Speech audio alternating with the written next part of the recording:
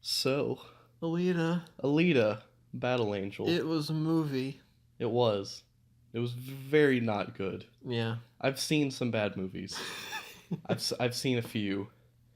Um, but yeah, Robert Rodriguez just showed again that he can make such a poor movie. What a guy, man. Spy Kids 3. It really did feel like Spy Kids 3. It felt like a very violent Spy Kids. So, to get it started, would you like to explain how our whole experience started with the movie? We were talking with our teacher, which is a big movie person, and she was like, it was all right. So we're like, okay, we were both kind of wanting to see it because it seemed kind of interesting. So we went that night, and I had free movie tickets. So I gave it to the dude, and he was like, are you wanting to use these today? Like, yeah. Oh, why would I give it to you other than any other circumstance? We went in there, and it was us, two old ladies, and then a man and his three kids. And the kid who was sitting in front of me turns around in his seat and goes, "Are you guys watching Alita?" And in my head, I was like, "Shit, I hope so. I don't know what else we'd be watching." This little kid was the harbinger of the apocalypse that was this movie. He was trying to warn us. He was trying to get us out of there. He wanted us to be like, "Oh shit, we went to the wrong movie theater." But we spat in the face of God and sat through it. We repent. It was bad. Yes, the movie starts out, and now you haven't read the manga, right? Okay.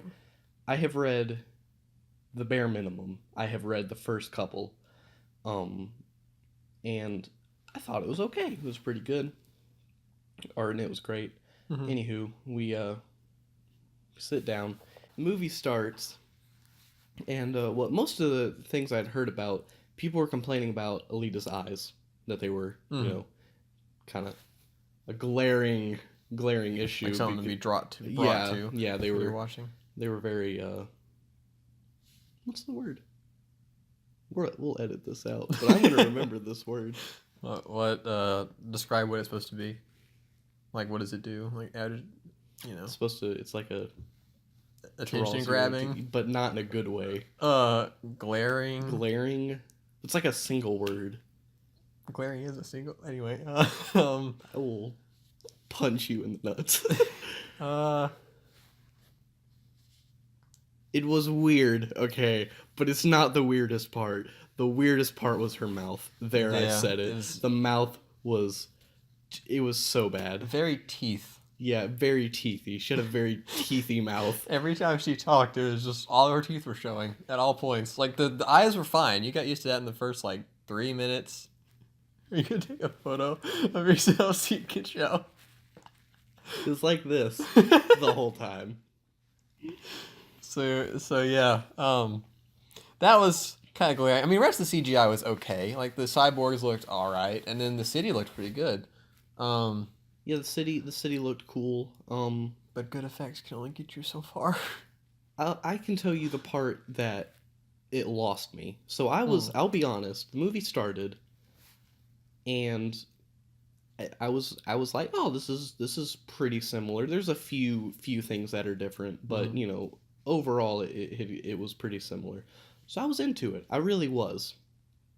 But then there's this scene when Dr. Ito, played by Christoph Waltz. It was not Christopher Walken, in fact. We had the discussion before before we got there. We had a slight confusion. He's carrying this briefcase. It's going to be revealed that he's like a bounty hunter. And he starts... What are they called? Hunter Warriors. He starts, which is from the manga. So okay. That's still what they're called. So he pulls out this briefcase and he starts putting together this, you don't really know what it is yet, and it looks super cool at first. And then it's a cut to him standing with the weapon he just built. And for a second, I thought it was this huge, rifle or musket or some kind of badass thing. It is a goofy looking, squeaky toy looking hammer. And that was what they made him carry through the entire film. In his little Dick Tracy outfit. It Yes. looked like in the worst part about it was it felt like it had no weight to it. Like it has like a rocket booster on the end of it, but when they're running away, he's just carrying it like it's nothing. With one hand. Yeah. But it's massive, and it was that was probably the part where I was like, "Ooh, this isn't cool." And I have seen a clip from the manga, and he has that hammer in the manga too. Yes. Oh, I But know it's he just does. it was just not executed well at all. Well, there's certain things that just aren't gonna Adapt carry well. over Yeah. from a. I mean, that's with anything. That's why like video game movies don't do well, Mhm. and books based off of movies kind of lose. It's just Yeah. the It's story different. is It's a made. different art form. You Yeah, gotta the like story kind is of adapt. made for it. So when it's changed, it doesn't go over very well. But even that, there was so much of it, and it didn't even have a lot of the problems that like Death Note had, where it was like a really whitewashed, seemed like a bastardization of the original. Hmm. It just wasn't good. Like the movie as a film, ignoring what it was supposed to be based off of, because what it was based off of was fine, and it's goofy, even in the manga. But just I was watching it and I was like, this is bad. This is not executed It's not put together well. in any way, shape, or Yeah. form. There's also the violence in it. It was very extreme. Yeah, it was Like, very I odd. felt bad for that kid in front of us. We mentioned earlier. I don't think he was prepared for that because it was like it started off where it was kind of cool. Where it was like the guy, well, the girl, what's her name, Alita. She kicks this person's head and like it gets stuck to the wall, and then her body like crumples down to the floor, and you see like a blood trail. And I was like, it's kind of extra, but I like it. I dig it. And then at the end, it says this guy has like a chain whip sword thing, and she throws it into a garbage compactor, and the camera hangs for like 5 seconds on him getting crushed while he's screaming. It's violent. It's just too. excessive. Like, I mean, violence is good to an extent because like it sets up like the tone of the world, but the way they went about it, just like hanging on it for so long, was a little extra. There was so many things. I think that one of the biggest problems with it and for the story was that almost all of it seemed undeserving. All the struggles and growth that these characters Yeah. are supposed to go through either took way too long to happen or took like a second, and Or it was, didn't happen at all. or didn't happen at all. One of the biggest ones that I thought of was Alita is fighting the established villain, and I can't remember what his name was.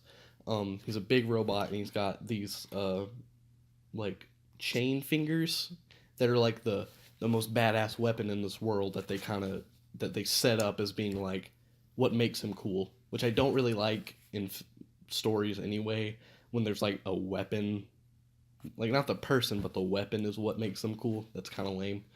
But anywho, they are fighting in this underground area that's just randomly created. It's my world. Yeah. That's why he was saying like, this is where I was born. Welcome to the underworld. From here, there are worlds above worlds above worlds. It's where I used to live. There's no point to that. You could have just had like any underground area. But Yeah, like that was another example of something that just was random shit that wasn't needed. Yeah, was not needed. And he picks up Alita and is about to kill her, I guess. How like cut her arm off and her Yeah. leg off, I think. She's like a torso essentially, A with torso one with arm. yeah. And I don't even remember what the exact line was because it was so unmemorable. But she drops the one token F-bomb that a PG-13 film gets. And it was so jarring because it was just not warranted. It was so random. And I don't even think it was an hour in at that point. I don't even know. I feel like they spent it Yeah. really quickly. Yeah, way they- too early. Yeah. So that was one that was just really bizarre. At the very end, there was like the father Alita Yeah. relationship thing where she's like, "Okay, Dad," and it's like that didn't feel earned at all. Like they didn't set that up well at all because it was he was overprotective at first, even though she was vastly more capable than he was, and then at the turn of a dime like that, it's just immediately he's like cool with anything she does, Mm-hmm. And then it cuts to that at the end, even that they haven't had like a scene where they've talked to each other in like a solid hour and a half. So you're just like, whoa, hold on. Same with the relationship between Hugo and Alita. That just was not. Although I don't know if that was lack of like the writing was an issue there, or if it was the chemistry of the actors. Because I didn't feel anything between them at all. I didn't feel anything Between any of the characters, between really. any of the movie. Yeah. There was very little of it that like I could get behind, and I wanted to because I love comics or mangas. Fuck you, they're comics. They're whatever. It's the same thing. Like I love that. I love the stories and within them, and I love Batman and all that. So I wanted this movie to do well because one, by Robert Rodriguez, and weirdly enough, I like some of his movies. He did one half of Grindhouse, and I love it. I wanted it to be good because I wanted there to finally be like an asterisk in the whole, oh, you can't make a good anime movie or you can't make a good video game movie. I wanted there to be like this asterisk, like this one standout. Mm-hmm. And it didn't do it. But not even for the reasons that I didn't think it could. Because, again, with like Death Note, it just dropped the source material entirely to try to make it more appealing to an audience that it wasn't written for originally. Like it's like the pieces in the puzzle were changed to be something awful. Yeah. Like in Alita, the pieces were there, they just were not assembled in the right way. Yeah, like they kept it as weird as the manga was. There's Corky and there's the fucking death of a dog with a laser sword, and then she wraps the blood of the dog onto her eyes. Yeah, there's very weird scenes in it. When that wasn't the problem, it was just like how it was put together was just executed so poorly.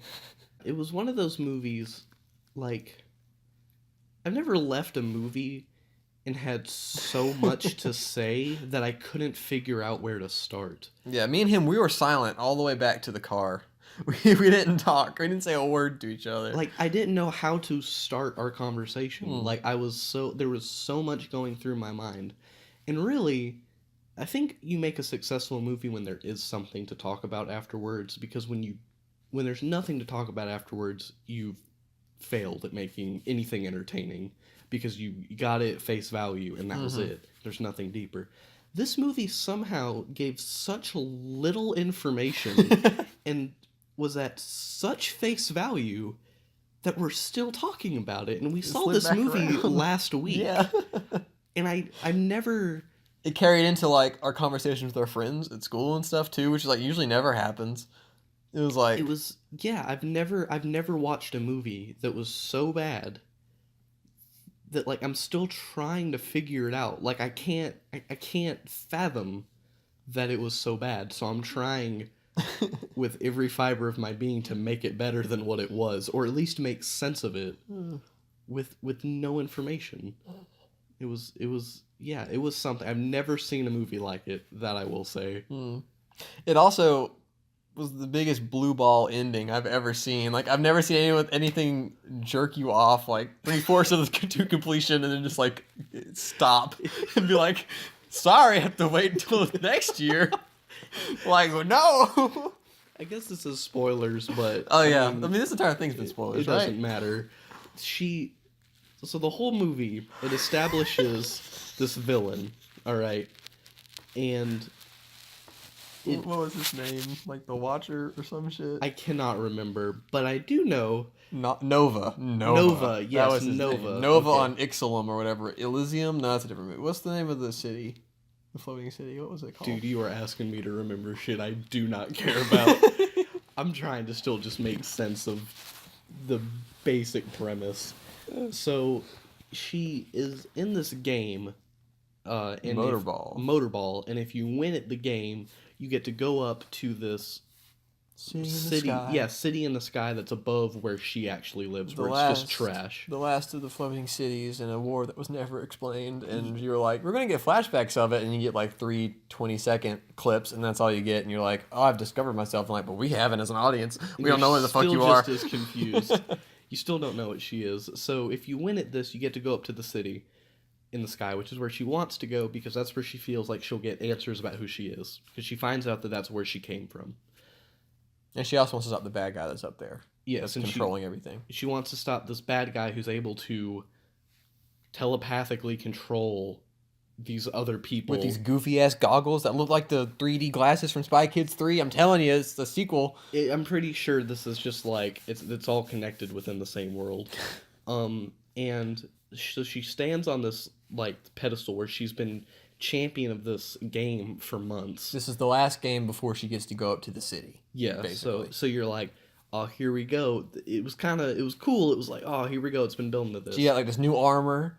She has like the 99 tattoo like on her arm and everything. She had this badass sword. I mean, she had that for a while, but like it was like prominently featured there. Yeah, and she stands up there and points her sword to this city. She waggles her fucking stick. Gives it a hearty waggle. And Andrew looks at me and goes, I bet you $50 it ends right here. And in my head, I was like, man, that'd be goofing. And then it cuts to black. And it wasn't goofing. It was not goofing. It comes up on screen, Alita Battle Angel. And then the credits Me and roll. Aiden looked at each other with our mouths agape, wondering what the Silent. hell. Just utterly silent. And then the old lady in the back was like, that was a good movie. Oh, these poor women were trying to make sense of it. They and didn't know what was like, going on. No. So yeah, Alita Battle Angel, best fucking movie I've ever seen. Yeah, in it's my so life. good. Like me and Aiden made a pact to each other, and no matter where we're at in our lives, we could be at like our wedding day, and like if there was another one that came out on the same day, we're skipping our wedding.